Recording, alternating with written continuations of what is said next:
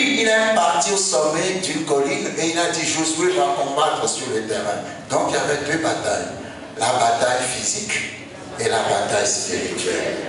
Maintenant, la bataille physique n'est pas la bataille qui contrôle le spirituel. Non, c'est la bataille spirituelle qui contrôle la bataille physique. Parce que quand Moïse soulevait son bâton, Josué qui combattait physiquement avait le dessus. Mais quand les bras de Moïse se fatiguaient, qu'il baissait les bras, Amalek avait le dessus sur Josué. Et ils se sont dit, on va faire asseoir Moïse et on va placer une personne à chaque côté pour soutenir son bras.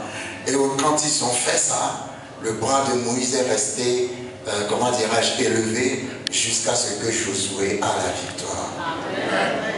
Si tu es dans une église, cherche à faire asseoir ton pasteur. Parce que les batailles qu'il y a dans ta vie sont contrôlées par ton pasteur dans l'esprit. Ah, vous ne me suivez pas quand vous dites au pasteur, priez pour moi, et puis après vous allez l'insulter, le critiquer, vous allez perdre votre bataille parce que c'est lui qui contrôle votre bataille par son intercession. Mais quand vous le soutenez, vous l'honorez, vous aurez la victoire dans votre bataille. Alléluia. Parce qu'il aura la stabilité nécessaire pour pouvoir contrôler votre bataille jusqu'à ce que vous ayez la victoire. Et la Bible dit, quand vous lisez Exode 17, que quand Amalek est venu combattre, le peuple d'Israël, Dieu a dit, j'effacerai la mémoire d'Amalek de la terre. Alléluia. Dieu a dit, je vais effacer la mémoire d'Amalek de la terre. Comme quoi il y a des gens contre qui il ne faut pas se lever. Il y a des gens, vous pouvez vous lever contre faire tout ce que vous voulez avec eux, c'est pas grave. Mais il y en a, quand tu fais ça, Dieu va effacer ta mémoire de la terre. Donc Amalek a commencé, c'est d'Amalek que sont sortis les Amalécites. Et vous allez remarquer que pendant des générations et des générations, les Amalécites ont toujours détesté et combattu le peuple d'Israël. Et vous vous souvenez du roi Saül.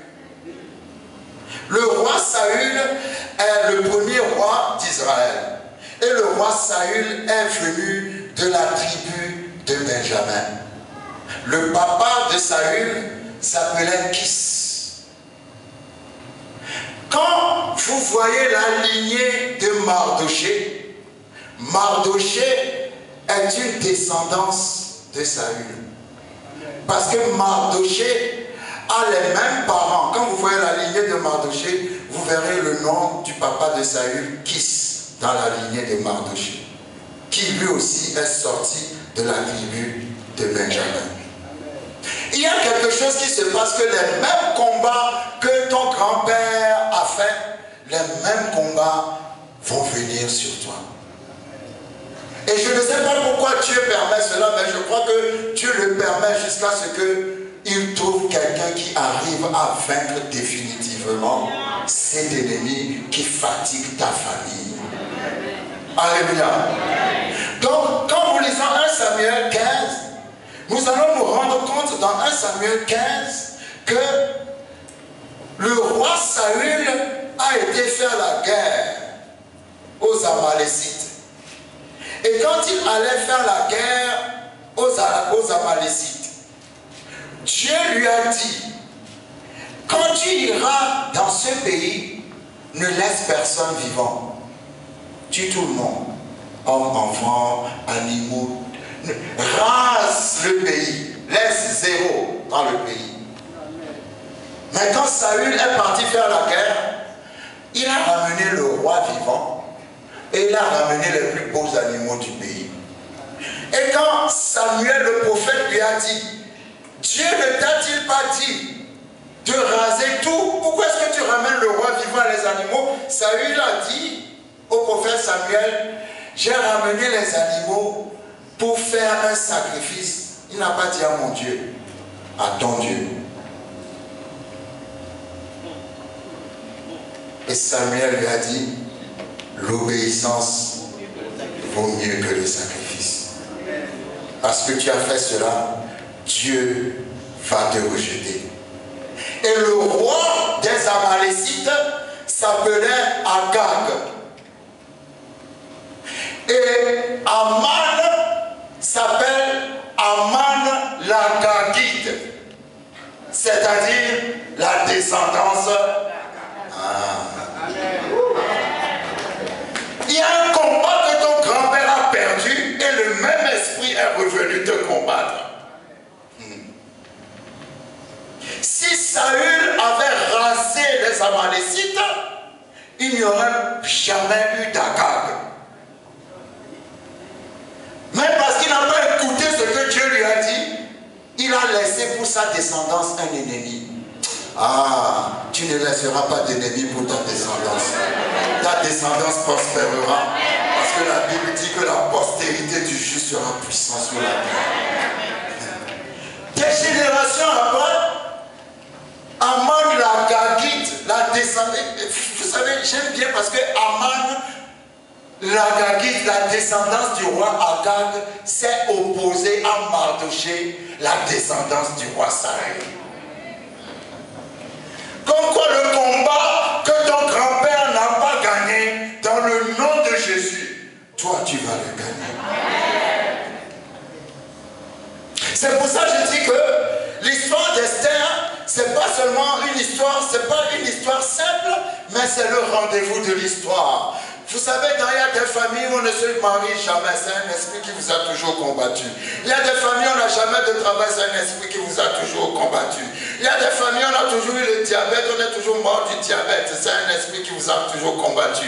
Il y a des familles où il y a toujours le cancer, si quelqu'un trouve que je manque, la personne lève le doigt, c'est faux. Parce que dans ta famille, il y a toujours un combat. C'est pour ça que je dis qu'aujourd'hui, le combat va cesser. Vous n'avez pas bien dit amen.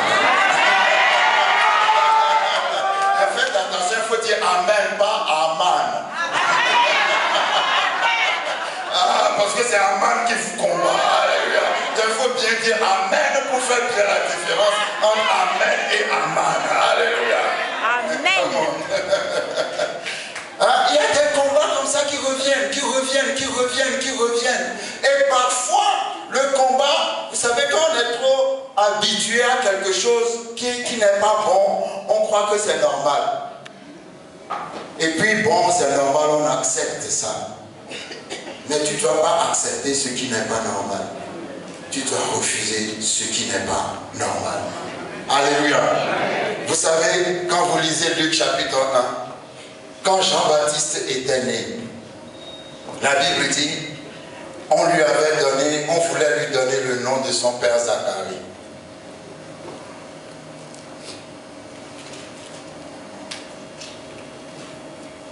Luc chapitre 1, verset 57.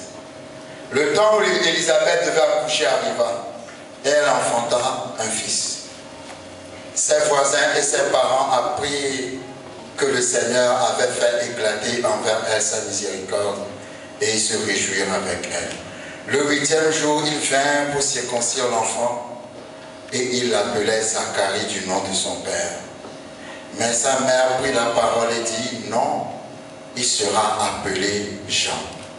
Il lui dit, il n'y a dans ta parenté personne qui soit appelé de ce nom.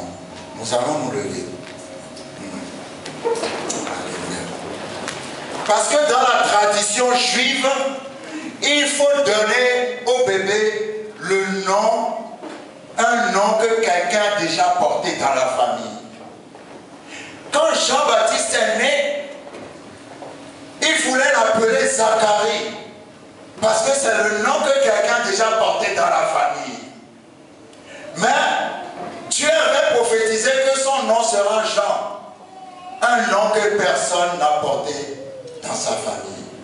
Donc quand sa mère a dit non, on ne l'appellera pas Zacharie, on l'appellera Jean.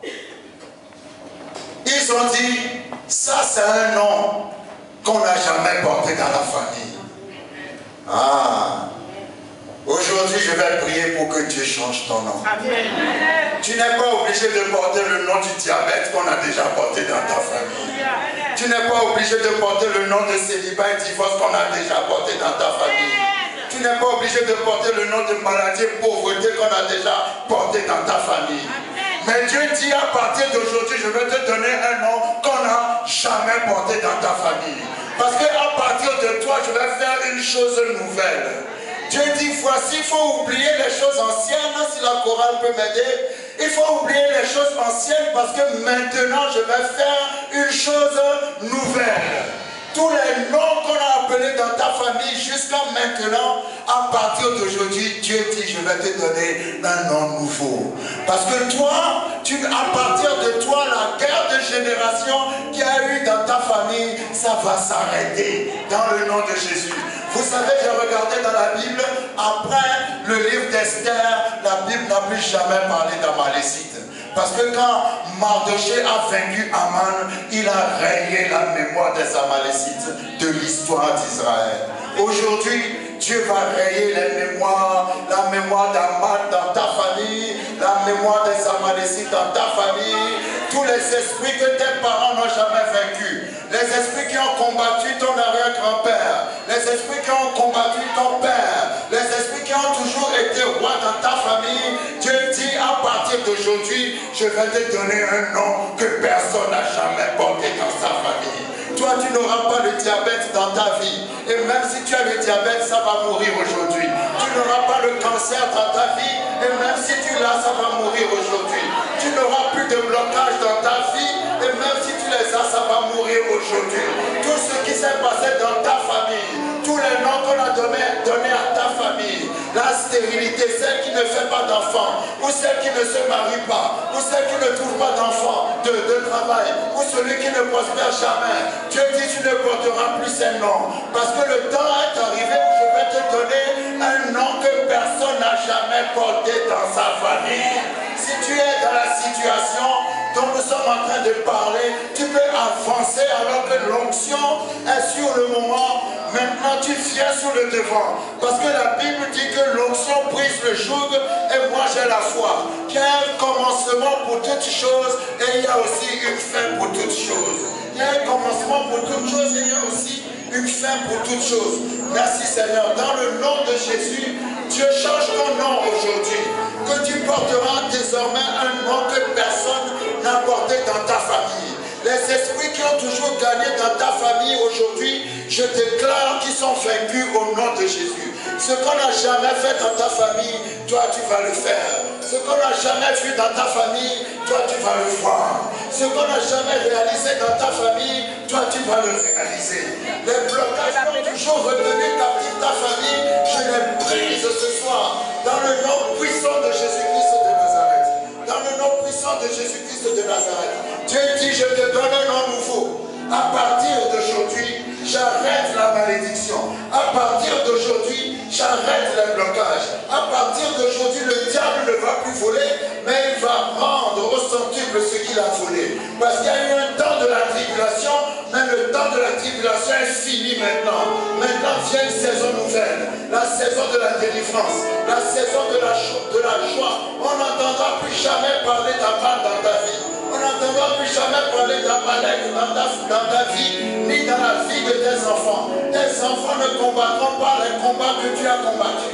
Tes enfants ne combattront pas les combats de tes pères.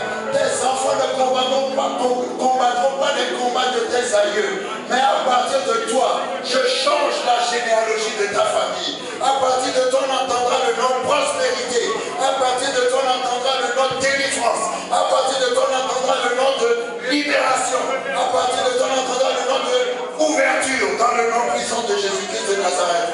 Dieu dit, je t'appelle Jean, parce que personne n'a porté le nom de Jean. Jean est celui qui a ouvert la foi à Jésus. Et Jésus a dit de tous les prophètes qui existent, il est le plus grand.